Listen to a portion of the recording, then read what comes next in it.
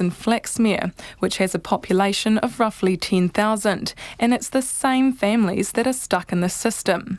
You know, what you notice is the generations that are coming through, and some of the families I've worked with in sort of Department of Social Welfare or Department of Labour, the same families, or they may be children of or grandchildren of. It's the same family names that are popping up. Some of those names that you've mentioned that I've worked with before, or different parts of the families. Entire families moved to Hastings and Napier during the urban drift to find employment in local industry. But more than 1,500 lost their jobs in 1986 when the Whakatū freezing works shut its doors. Thousands more were lost roughly 10 years later when the Tōmoana freezing works closed. A high percentage of Māori were employed at the meat works, and the community was disproportionately affected by the closures. Mr Tiuka says its effects are still being seen today. You know, what you would have noticed back when the freezing works were operating, and Dad was, earning a wage, things ran really smoothly. So you find that normally when families are struggling, that's when some of these things around domestic violence and that sort of stuff happens. When there is employment, some of those social issues that that we now experience, they weren't so prevalent. As a new agency, Oranga Tamariki, formerly known as Child, Youth and Family, is working to bring a greater focus on prevention. It's a move that's mirrored in the police force. What does a normal day look like for you? My normal day? Yeah.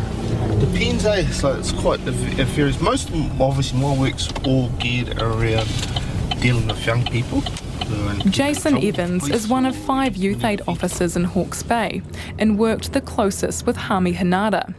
He can't speak about the specifics of the case, but says family harm is the common denominator in serious youth offending. It's when the dynamics of you in the home aren't working, mum and dad or brothers and sisters are arguing, and if it escalates to violence quite often, young kids are seeing this and they get traumatised, So what happens is, if they see it all the time, it becomes normal. I presume your mum and dad never argued a huge amount, then what they argued, but mum and dad wouldn't give mum a crack. These kids see that all the time, so they get what they call traumatised and used to it, so violence becomes normal, which isn't what we want. So that's why there's a direct link with family harm to a lot of youth offending. Hawke's Bay has one of the highest rates of family violence in the country. Mr Evans says working with families and making sure kids are in school is the key to keeping them out of trouble. If kids, mum and dad or someone's got on the tubes early hours of the morning, come home on a Wednesday, wake up to home, poor little Johnny's sitting at home, he gets woken up, goes to school, woken up at 2 or 3 o'clock in the morning, goes to school, he's angry, tired, don't take much for a young fella to lose the plot. He whacks another kid or hits another kid, at worst or something, he gets stood down, so then he's not going to school. So there's, how we manage all that stuff with our community partners is the key. I'm Annika Smith, and you're listening to An Insight exploring why 4 teenagers connected to the Hastings suburb of Flaxmere have murdered in just over a year. The links between family violence and youth offending have been known for some time, but many argue they're not taken seriously enough. In Auckland, Judge Tony Fitzgerald, who sits in the youth court, has written about how youth offending often flows from a traumatic life of abuse and neglect. And while a young person's prospects may be bleak, he argues this common backdrop doesn't have to determine a young person's destiny. Working at the coalface of efforts to change the trajectory of young lives is the Hawke's Bay District Health Board's Paediatrics Service. I'm Russell Wills. I'm a community and general paediatrician at the Hawke's Bay District Health Board. I'm working in the hospital I was born in. Dr Wills says Hawke's Bay is a challenging place to work in paediatrics. Hawke's Bay has one of the poorest populations of children in the country. About a third of children in Hawke's Bay are born to the 3 poorest income deciles. The Eastern Police District, of which we're a part, has the highest workload of family violence in the country, and one of the few areas that's actually had an increase in workload. He says neurodisabilities, like fetal alcohol spectrum disorder, further complicate things. In Hanada's case, the court heard he had alcohol-related neurodevelopment disorder, attention deficit hyperactivity disorder, and a low IQ. Dr. Wills says children affected by alcohol before birth and who suffer FASD can be impulsive, often don't understand the consequences of their actions, and struggle to learn from their mistakes. He says they're more likely to be involved in serious crime, but a criminal justice outcome is not inevitable if early intervention is made. This is a severe, permanent brain injury that is 100% preventable. We know that we have very high rates of hazardous drinking in New Zealand, including for young women of childbearing age. We know that 3/4 of women who are pregnant stop drinking as soon as they know they're pregnant. There's also a group of women, a small group, maybe 1 in 6 or thereabouts, who continue to drink hazardously. And that group need a different approach, they need different support. Many of them have terrible trauma in their childhood. Many of them are self-medicating for anxiety or depression or childhood trauma. And simply asking them or telling them to stop drinking just doesn't work. Across the road from the Hawke's Bay Hospital is Te Ara Manapo, a pilot program trying to do just that. Julie Oliver Bell and her team work with pregnant women or parents with under 3s who struggle with alcohol. How are you? I'm hoping to find one of our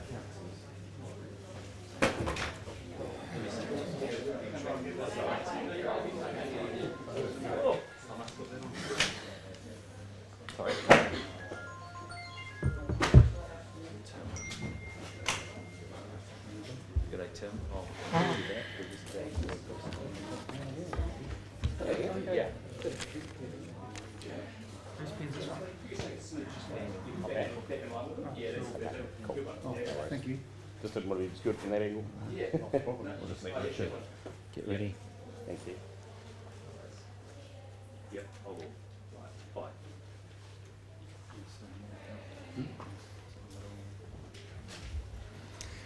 Good morning, ladies and gentlemen. My name is Roger Ball. I'm the Nelson Tasman Civil Defence Group Controller. We had a good night last night. There were no major issues overnight and no further evacuations. The focus last evening was on ensuring that the population of Waiiti was prepared to move if required, and police paid visits to 170 properties, and they'll speak to that in a little bit more detail. But we're very appreciative of the cooperation of the community once again in what is a very uncertain and anxious time for them. St John's report that 7 patients with high needs were removed or self-evacuated from the area as a precaution. Today's focus will be on the continuing efforts to extinguish the fire. As you know from our briefings yesterday, we are particularly concerned by weather conditions today. We are expecting high winds gusting up to 45 kilometres from the northeast. My colleagues from Fire and Emergency will speak in more detail about the situation on the ground and how they see things evolving today.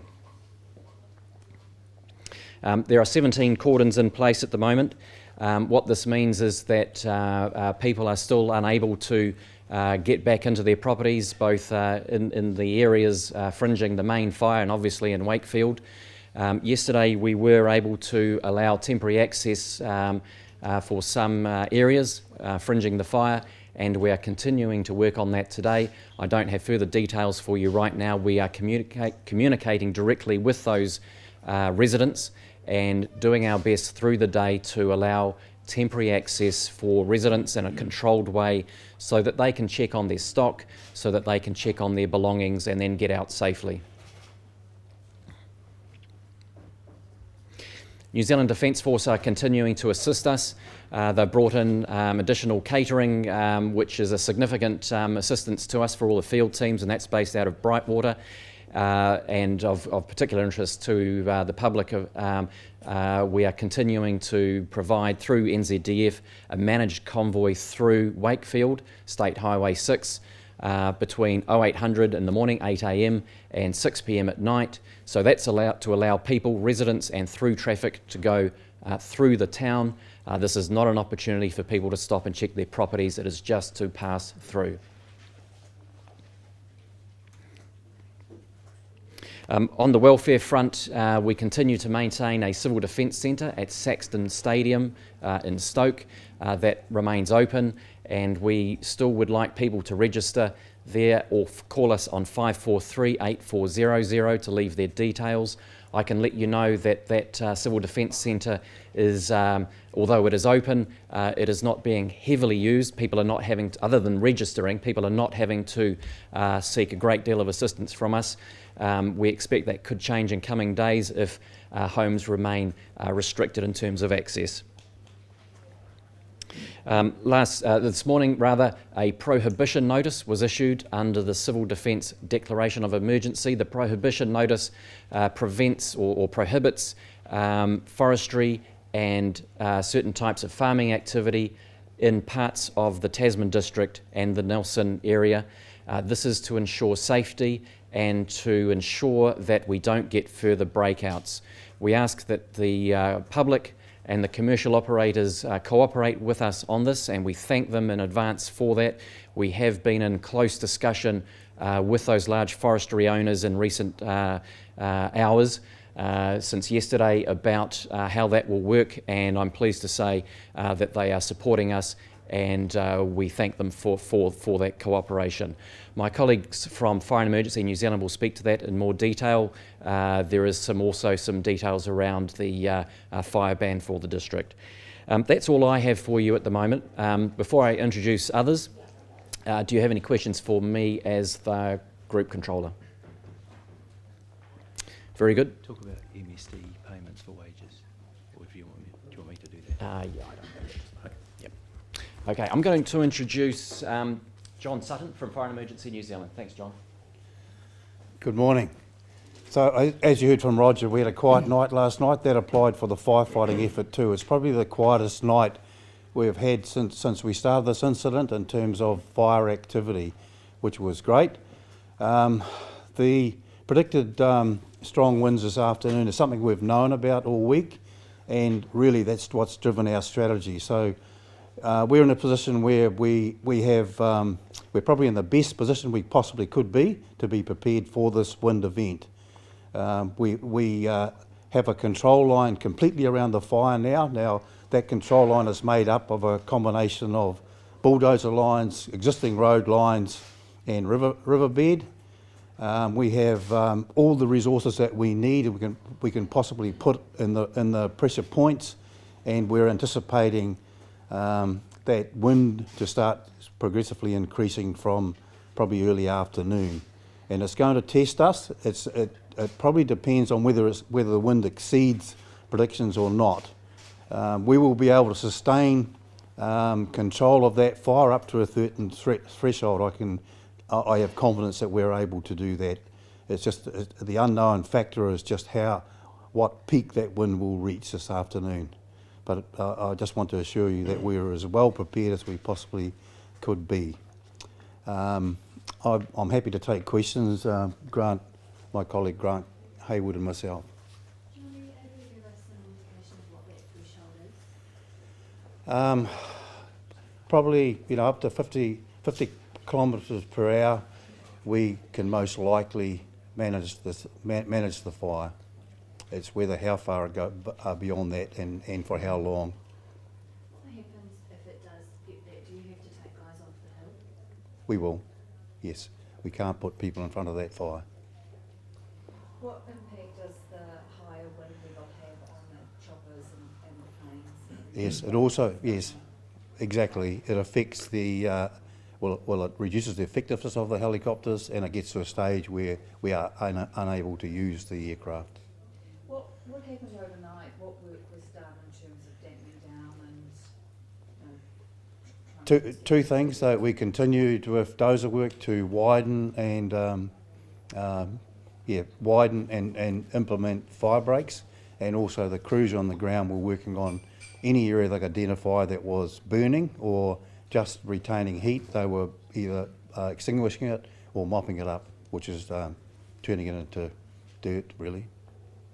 How's the water supplies holding up? We're managing with water. We're transporting lots of water, but we're doing okay. Yesterday you said you had 85% control of the perimeter. Is that 100% now with those breaks? Yes, we have a line completely around the fire. Yes. So what are your thoughts about the safety of Wakefield now, at the moment? It's okay at the moment. It will be challenged if this wind exceeds 50 kilometres per hour. I know that this isn't a day-by-day thing, but if we get through today and these winds start to eventuate, how's sort of the coming days looking? We still have concerns in the northern area, and we're still working on that as well. Our priority is, of course, the southeast division, because that's where the wind is predicted for today. But you know, it's quite likely. I understand that this area has prevailing southerly wind. We haven't seen that for a few days, thankfully. But if it goes back to that direction, it'll change the focus of our priorities to the northwest division of this fire again. How many hectares does this fire cover now? I think it's approximately 2,300 with a perimeter around about 25 kilometres. So John, what's the chain of command this afternoon if that wind gets up and you have to pull people out? You know, do you make that decision? How is that decision made, and what happens at that point? Once it exceeds a certain trigger point, we will notify civil defence, and the process will go on to the police, as I understand it. And are the Waiti residents evacuated at that point, or will they already have been evacuated? Can I ask the police to answer that, please? How far is the fire from Wakefield now in distance? Probably less than 2 kilometres. So is it closing in on that river flat area? Yes, it's progressively moving down to that river flat. And how far away from that river flat is that? Less than 2 kilometres? Yes. You expect it to reach the river flat today? Yes, it will. It will reach the river flat, but that's not all bad.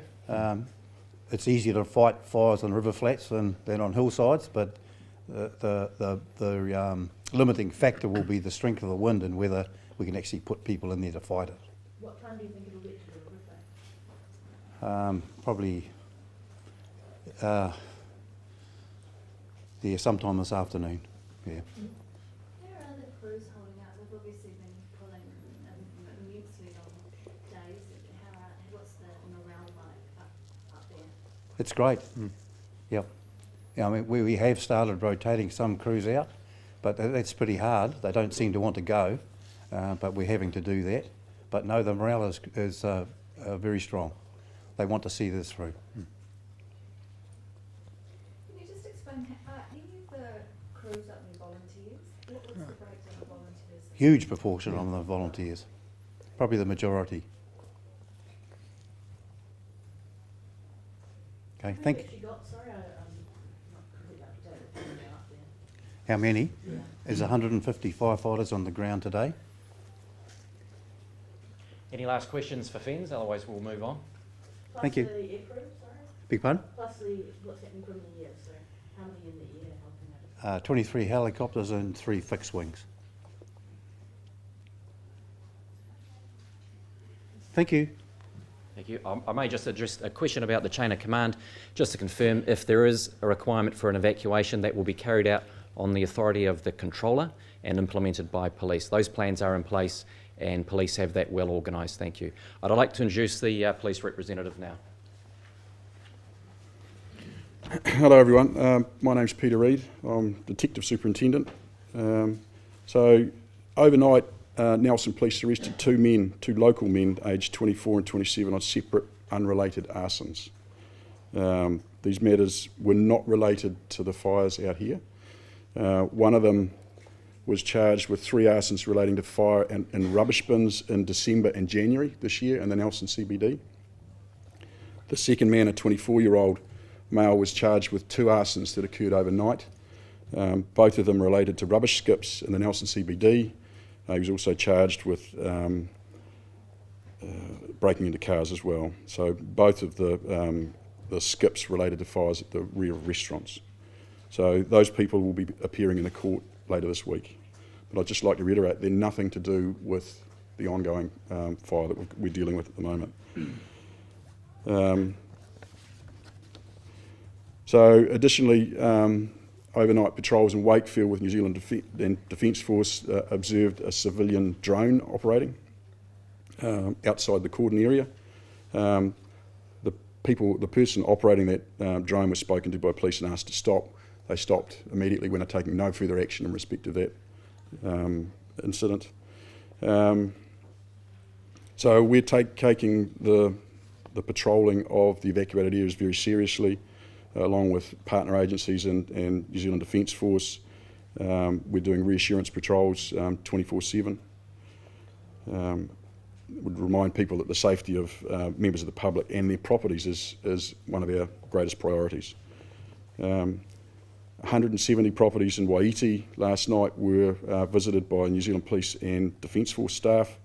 They were given documents with information on them about evacuation and being told to prepare for evacuation and what would happen in the event that it occurred.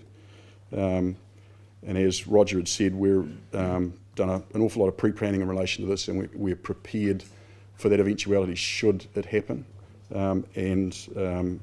We will have teams on the ground to make it happen if that's requested. The other matter that we're aware of from our MPI colleagues was that rumours that some people are accessing rural properties. They're not going through the cordons, they're going across farmland. We want farmers and residents to work with us, not against us.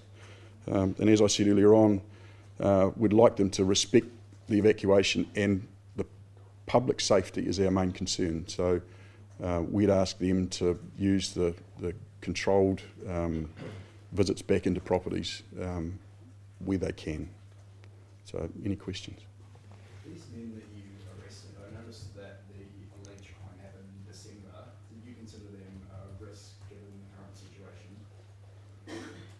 We've got no information to suggest that they are a risk. Their modus operandi is completely different. It's skips in town, behind commercial buildings.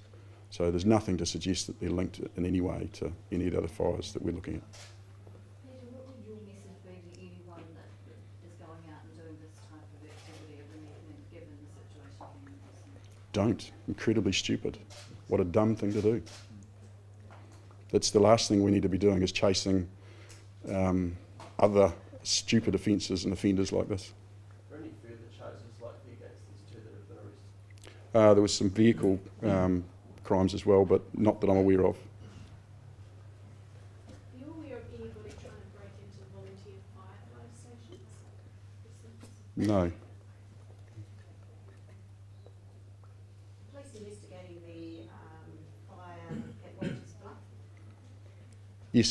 Yes, we are. That's continuing. We're doing a door-to-door today up in that area with some of the staff. The people that are going to be used in other parts of our operation as well. So yeah, we're utilising them today to get that done. But we are investigating it, yes. If people continue to operate drones, will you prosecute them? If it's done illegally, yes.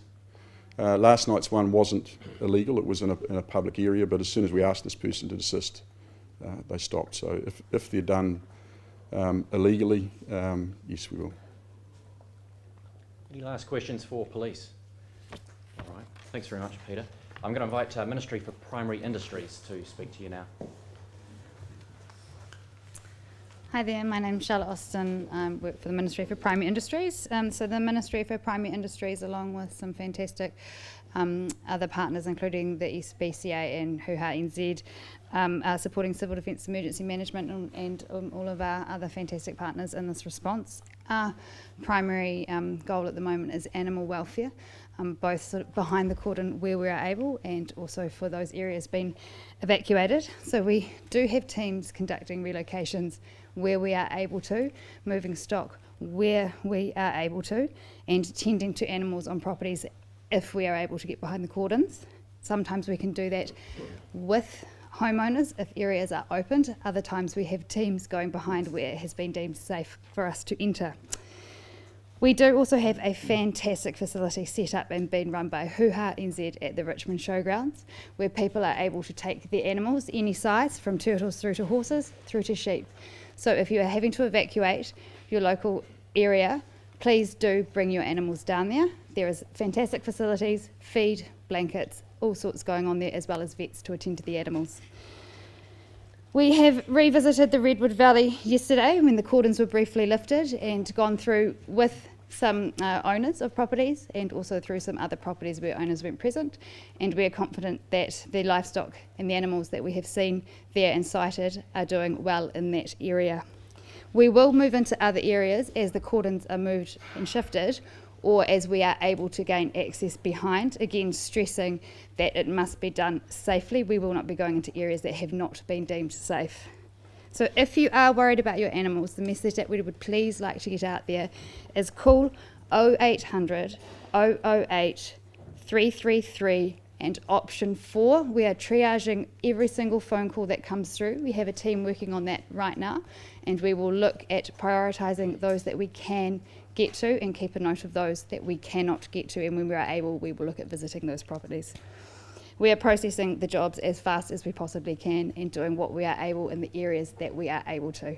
Now, I'd just really like to stress that there has been perhaps a little bit of talk around that we are not going in and rescuing stock behind cordons, and that is simply because it is not safe to do so. As soon as it is, we will have teams in there looking to aid and assist stock.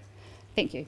Shelley, do you have any idea sort of the head count of the number of stock that would be within that cordon? Is it hundreds or is it thousands? At the moment, we are not 100% sure. We have got teams working up in Wellington furiously trying to assess those numbers through numerous databases, and we are gaining a better picture on that, but at the moment I could not say. Have you encountered any sort of significant animal welfare issues there? At this stage, the areas that we have been able to get through, bar the animals that were reported 60 sheep several days ago, we have not encountered any significant numbers.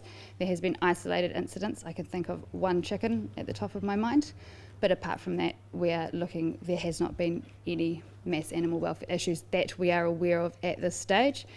It may change. How many properties have you not been able to get to? Can you tell me you have? I would say massively the majority. Everything behind the cordon, we are entering the cordon on a very, very limited basis at this moment, purely due to those safety reasons. So you don't really have an accurate snapshot of how stock are doing? Not at this stage. Thank you. Good morning, everybody. Richard Kempthorne, Mayor of Tasman.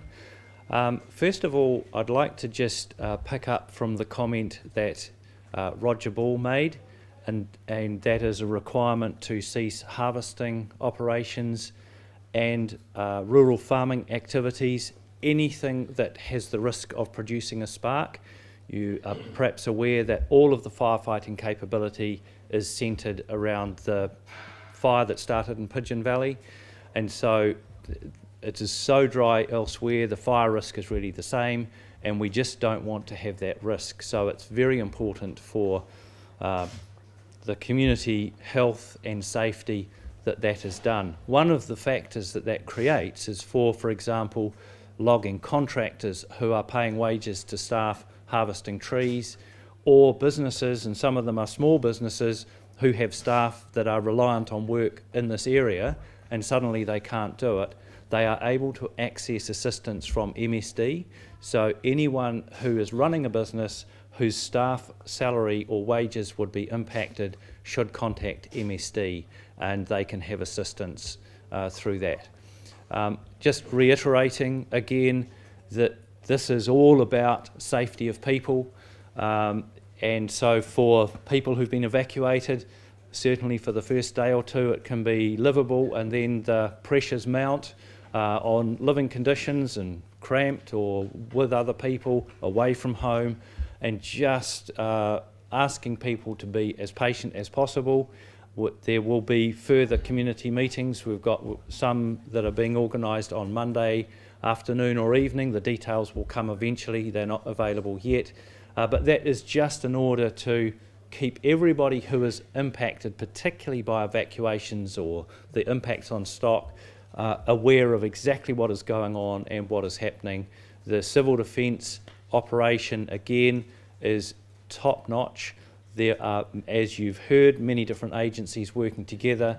They are doing a tremendous job, but it does impact on people. There are pressures that mount, and the civil defence are doing and the agencies involved doing everything they can to assist people in need. Also, just our own request, people that would go up for recreational activity into Aniseed Valley or Lee Valley, please don't.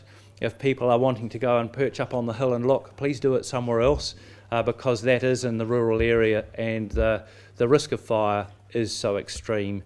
That is a real concern for people that are living there, so please just leave those areas for the local residents.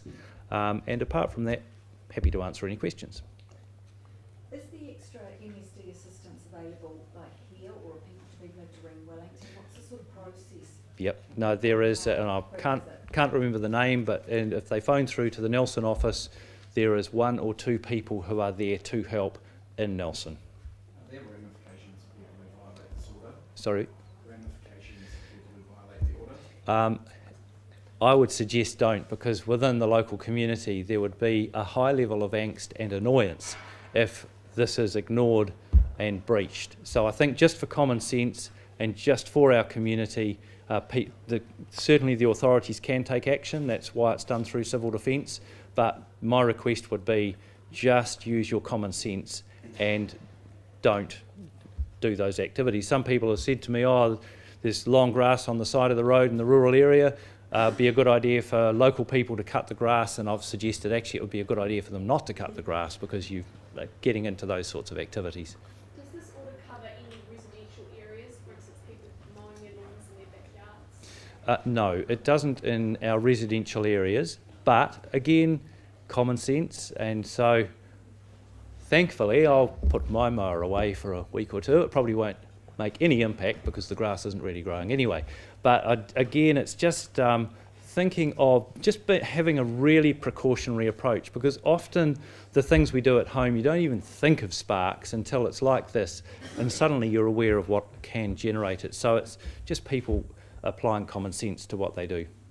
Can you give us any idea of how many businesses or contractors might be affected? No, I actually don't know the numbers of business or contractors, but some of them in our region, some of them are large, and particularly the forestry operators. They are large businesses with actually tens of people, or 50 people employed.